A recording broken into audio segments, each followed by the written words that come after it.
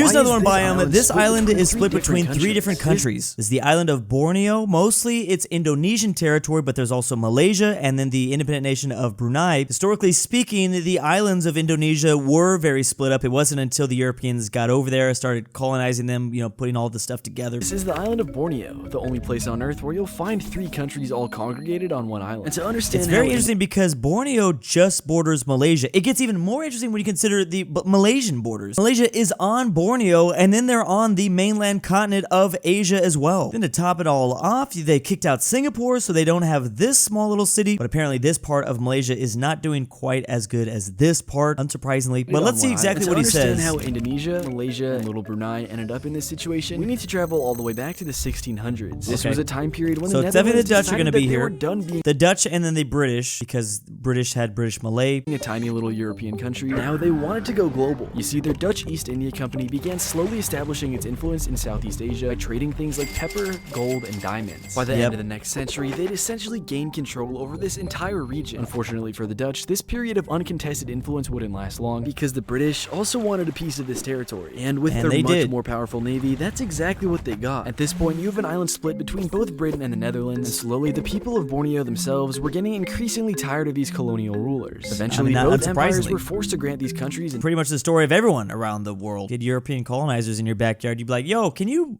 leave? In the case of North Borneo, most of the regions decided to join the new country of Malaysia. Brunei, however, who had been invited to join the Union, instead opted to continue its time as a British protectorate, which leads us to the borders we see on the map today. Wow.